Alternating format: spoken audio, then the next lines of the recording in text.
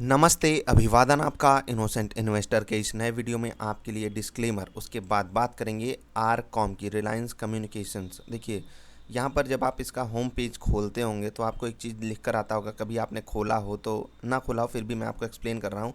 We are a leader in fixed line communication, data centre services, enterprise solutions and subsea cable networks. अब यहाँ पर समझने वाली बात क्या है, एक दिवालिया कंपनी जिसके मतलब मालिक कहते हैं मेरी नेटवर्थ जीरो है, मैं पैसा 1 रुपये बैंकों को चुकाने के काबिल नहीं हूँ, उनके पास वेबसाइट रन करने का खर्चा है, ठीक है, और उस वेबसाइट पर ये तरह तरह की मतलब अच्छी अच्छी बातें लिखने का भी खर्चा है उनके पास। अब ये क्यों होता है, इससे आप बहुत कुछ सीखोगे। हम बात करेंगे आर कॉम में आज लगे लोअर सर्किट की भी, लेकिन ज़रूरी जो बातें हैं ना वो थोड़ी सी अंदर की हैं, मैं वो भी आपको एक्सप्लेन करने की पूरी कोशिश करूँगा। आज एनएससी पर तो अपर सर्किट जारी रहा, देख सकते हैं यहाँ पर अपर सर्किट का दौर जारी है एनएससी पर। बीएससी पर आज लोअर सर्किट लग गया, ये क्यों हुआ ये भी आपको एक्सप्लेन करेंगे, और थोड़ा सा शेयर होल्डिंग पैटर्न भी एक्सप्लेन करने की कोशिश करेंगे। एक इंटरेस्टिंग सी बात भी आपसे करेंगे।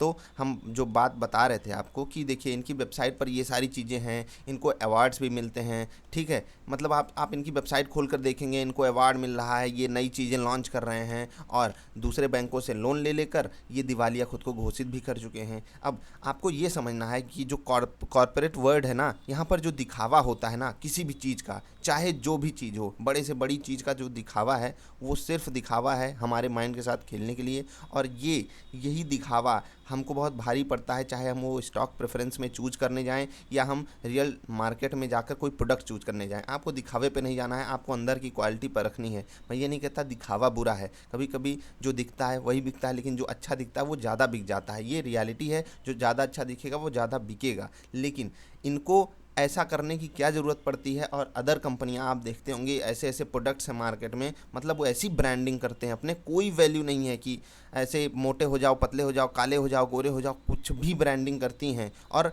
उसका कोई सेंस नहीं बनता, हम सब जानते हैं। लेकिन हम में से 70 से 75% लोग उनका प्रोडक्ट यूज करते हैं। आप बताइए करते हैं कि नहीं? वही हाल इनका मार्केट में भी है। सब जानते हैं कि आर कॉम घटिया शेयर है, घटिया शेयर है, घटिया शेयर है, कोई वैल्यू नहीं है। अब जो लोग बात करते हैं कि रिलायंस इंडस्ट्रीज इनको खरीद लेगा, मतलब जियो के साथ इनका कुछ मर्जर कर देगा, वो सारी खबर हवा हवाई है अभी तक। मतलब सब ऐसे हवा उड़ाई जाती है। और लॉकडाउन में हमारे प्यारे भाई बहन जो लोग आकर लॉकडाउन में नया नया खाता खोले हैं, उनको 2-3 रुपए का सस्ता नशा मिल चुका है। उस सस्ते नशे को लगातार ग्रहण करते जा रहे हैं, लगातार लेते जा रहे हैं, और सस्ता नशा कब तक चलेगा?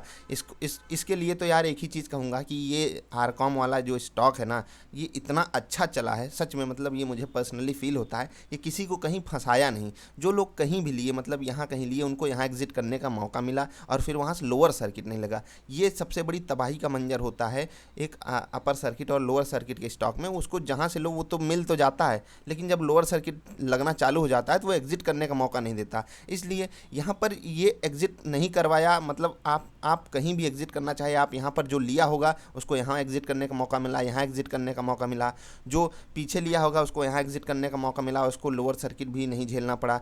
कोई कहीं भी लिया उसको एग्जिट करने का भी मौका मिला, और ऐसा कोई कंप्लेन भी नहीं कर सकता पिछले 1.5-2-3 महीने में कि मैंने लिया और मुझे लॉस हो गया। अगर आपको अभी पिछले 3 महीने में आरकॉम में लॉस हुआ है, फिर मुझे नहीं पता आपने क्या किया था, आप एक्सप्लेन ज़रूर करिएगा कि ऐसा क्यों हुआ आपके साथ कि आपको पिछले 3 महीने में इसमें लॉस झेलना पड़ा है। अगर ऐसा है तो एक्सप्लेन ज़रूर करिएगा, उसको मैं जानना चाहूँगा। अब बात करेंगे थोड़ा सा एनएससी बीएससी पर।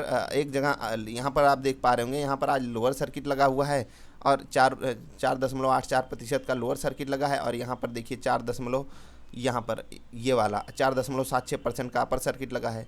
तो इसको समझने के लिए मैं आपसे दो बातें करूँगा। दो बातें क्या? पहली तो जो आरकॉम है ये एनएससी पर ट्रेड टू ट्रेड सेटलमेंट में जा चुका है। यहाँ पर आप देख पा रहे होंगे आरकॉम बीई, आरकॉम बी का मतलब है RCom book entry. Book entry से सेंस यहाँ ये बनता है कि इसमें ट्रेड नहीं होगा, इंट्राडे ट्रेड आप नहीं कर सकते हो। इसका मतलब ये है कि स्टॉक वही खरीद पाएगा जिसके पास कोई सेलर होगा, मतलब कि आपके पास कोई पर्टिकुलरली एक सेलर होना चाहिए। मतलब कि अगर कोई एक ऑर्डर लगाता है क्वांटिटी का सेल करने के लिए, आप जब बाई लगाओगे आपको मिल जाएगा, कोई ऑर्डर पेंडिंग नहीं रहने वाला। मतलब एग्जैक्टली इसमें calculation order to order basis पे, ट्रेड टू ट्रेड बेसिस पे होगी। आरकॉम बी इसीलिए आज इसमें अपर सर्किट लगा है। मैं आपको दिखा देता हूँ एनएससी की वेबसाइट पर चल के। यहाँ पर बाई क्वांटिटी 49,64,882 लगी हुई है। अब इसके पास कोई सेलर नहीं है, इसलिए यहाँ पर अपर सर्किट लगा रहा। अब ये बिड प्राइस जो था वो ₹3.30 ही था, जो कि आरकॉम बी पे आप देख पा रहे होंगे ₹3.30 पे ही लगा हुआ है। अब बीएससी पर प्राइस थोड़ा सा ज़्यादा है, आप देख पा रहे होंगे ₹3.93 अभी भी आज लोअर सर्किट लगने के बाद थोड़ा सा प्रीमियम पे ट्रेड कर रहा था बीएससी पर। अब आपको क्या घबराने की ज़रूरत है? जिन लोगों के पास एग्जिस्टिंग पोजीशन है, क्या उनको घबरा जाने की ज़रूरत है? देखो यार, मुझे नहीं लगता कि आरकॉम में अब यहाँ से लगातार लोअर सर्किट लगना चाहिए, क्योंकि एनएससी पर अभी खरीदारी चालू है। भले वहाँ पर ट्रेड टू ट्रेड सेटलमेंट है, लेकिन एक रियल लाइफ सिनारियो में जो मुझे लग रहा है कि एग्जिट करने का आपको मौका ज़रूर मिलेगा, जो लोग आज और कल में भी एंट्री लिए हो, ऐसा मैं पर्सनली फील करता हूँ। बाकी अब यार ये लोअर सर्किट अपर सर्किट के स्टॉक में ना जो अंदर की बात है वो कोई नहीं जान सकता कि ऑपरेटर कहाँ गेम खेल रहे हैं, क्या गेम खेल रहे हैं। और आज वॉल्यूम भी उतना बड़ा नहीं हुआ है जितना 2 दिन पहले हुआ था, तो इसलिए मैं थोड़ा सा सर्टेन मतलब श्योर भी हूँ कि ऐसा हो सकता है कि आपको एग्जिट का मौका मिल जाए। जो लोग अब यहाँ पहली बार ऐसा हो रहा है कि आपको नुकसान करने का वो होगा, मतलब आप नुकसान किए होंगे। आज जो लोग अपर सर्किट पे लिए होंगे उनको लोअर सर्किट में बेचना पड़ा होगा, और यही एक रीज़न बन सकता है पुराने 1, 2, 3 महीने में कि जिनको नुकसान हुआ हो आरकॉम में, केवल इसी कारण हुआ होगा कि वो जिस दिन लिए हों उसी दिन लोअर सर्किट लग गया हो, तभी उनको इसमें नुकसान झेलना पड़ा होगा। बाकी आप लोग अपनी राय ज़रूर हमें बताइएगा। अब थोड़ा सा और डिस्कशन को आगे ले चलते हैं, इंटरेस्टिंग स्टोरी भी आपको बतानी है। उससे पहले मैं आपको बता दूं कि बीएससी पर 4,99,00,000 यानी कि 5 करोड़ शेयर्स की आज डिलीवरी उठी है, जो कि 100% है। यानी कि जो अपर सर्किट में माल खरीदे हैं वो लोअर सर्किट में बेच नहीं पाए हैं। इसका सीधा सेंस यही है। 29 जुलाई शाम को 4 बजे अपडेट हो गया था ये। अब आपके पास कल के लिए स्ट्रैटेजी क्या है वो भी एक्सप्लेन कर देते हैं हम।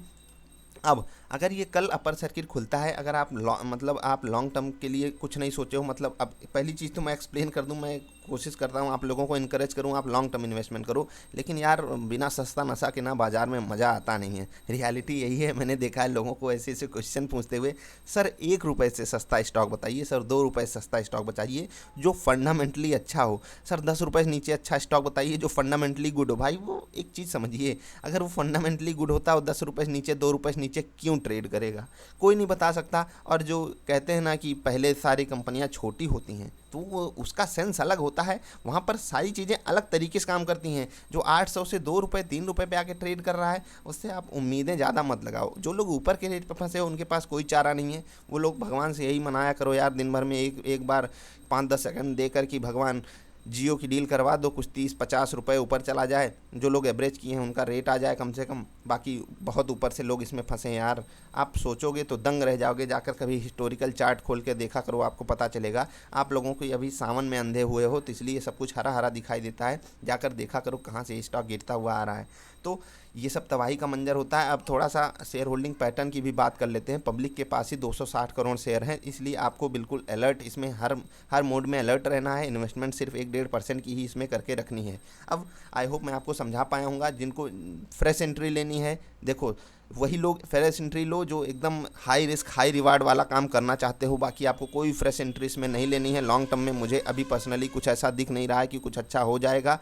आपको अगर कहीं कोई न्यूज़ मिलती है जो हवाई न्यूज़ उड़ाई जाती है, तो आप उसके बिहाफ पे कोई काम मत करिएगा। अब आरकॉम में जो चीज़ें हो रही हैं, जैसे कि यहाँ पर मैं आपको दिखाता हूँ कि ये जो अभी मंथ चल रहा है, इसमें आप देख पा रहे हैं कितना हाई वॉल्यूम हुआ है। बीएससी की मैं बात कर रहा हूँ, इतना ज़्यादा वॉल्यूम हो चुका है। अब इसका मतलब क्या है कि ये जो नए प्लेयर्स आए हैं, नए लोग जो आए हैं इसमें लॉकडाउन में खाता खुलवाकर, वो उनको आरकॉम ही पसंद आ रहा है। तो आप लोगों को इसमें बुरा मानने वाली कोई बात नहीं है। आरकॉम देख पा रहे होंगे यहाँ पर कितना भयानक ग्रोथ दिखाया है इस मंथ में। नीचे से काफ़ी नीचे से अप आ गया है। तो आप लोगों को फ्रेश एंट्री इसमें अभी नहीं बनानी चाहिए। आप लोग अपने हिसाब से अपना डिसीजन ले सकते हो। अब थोड़ा सा अंबानी जी की बात करेंगे, छोटे अंबानी की। कहा जाता है कि ये दुनिया के एक समय 6वें सबसे अमीर आदमी थे। सच्चाई है ये, मुझे खुद पता है पर्सनली। मैं ये खबर सुनते हुए उड़ते हुए देखा हूँ। अब एक समय दुनिया के 6ठे सबसे अमीर शख्स रहे अनिल अंबानी ने ब्रिटेन की एक अदालत में कहा कि उनकी शुद्ध संपत्ति यानी नेटवर्थ शून्य है। नेटवर्थ जीरो का मतलब आपके पास रहने खाने का भी पैसा नहीं होना चाहिए। आपको क्या लगता है ऐसा है क्या? ऐसा नहीं है।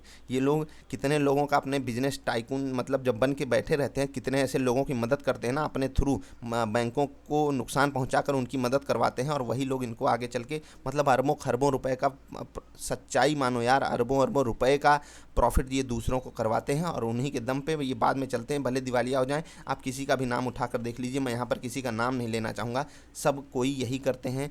बैंकों में जो हम और आपका पब्लिक का पैसा होता है ना, उसी पैसे पे ये लोग ऐश करते हैं। अब कुछ लोग कहेंगे ये चीनी बैंक से उधारी लिए थे तो अच्छा हुआ नहीं चुकाए। भाई इंडिया की क्रेडिबिलिटी डाउन होती है, और बैंक कोई भी हो उसमें पब्लिक का पैसा होता है। अब हमें चाइना से तकलीफ़ है, चाइना के लोगों से तकलीफ़ नहीं होनी चाहिए, समझ रहे हैं ना? मतलब हर जगह इंसान ही होते हैं, और वहाँ उस बैंक में पैसा पब्लिक का ही होता है। हमारे बैंक में हमारा पैसा पब्लिक का है, कोई माल्या भाग जाता है, कोई रोटोमैक पेन वाला भाग जाता है, तो ये सब हमारी कमज़ोरी, हमारे देश की कमज़ोरी है, और ये सब दंड हम ही जैसे लोगों को पड़ता है। तो मैं बस यही समझाना चाहता था ना, ये बड़े लोग ना, हम लोगों के तो कभी हो नहीं सकते। इनको जब तक अपनी कंपनी से प्रॉफिट मिलता है, नहीं तो उसके शेयर को ये गर्त में लाख पहुंचा देते हैं, भले चाहे वो 800 से 8 रुपये आ जाए या 80 पैसे चला जाए। वही सब कुछ हुआ आरकॉम के साथ। अब यहाँ पर सिर्फ सेंटीमेंट पे काम चलता है, आपको अपने हिसाब से इसमें ट्रेड बनाना है। मैं इसमें कोई सजेशन आपको देना नहीं चाहता।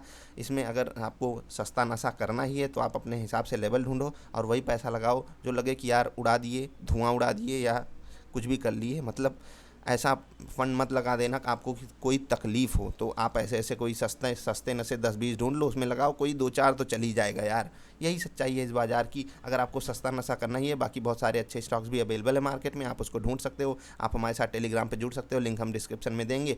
आज हमने आपको बता दिया कि आरकॉम में ना लोअर सर्किट लगा है ना अपर सर्किट लगा है, सब कुछ नॉर्मली ट्रेड होता आ रहा है। मुझे नहीं लगता कि इसमें लगातार लोअर सर्किट जारी रहेगा। आपको जो लगता है आप अपनी राय जरूर दीजिएगा।